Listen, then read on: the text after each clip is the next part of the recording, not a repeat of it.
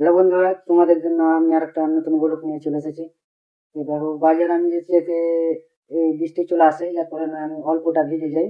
অল্পটা ভিজে যাই, ভিজে যাওয়ার পর একটু মানে চলে আসি বাজার থেকে। আমি কিছু সামান নিয়ে চলে আসি। সামান টামান নিয়ে এসে আমি চলে আসি রুমে। রুমে এসে দেখো, অল্পটা ভিজেছি, বেশি ভিজেনি, অল্পটা ভিজেছি।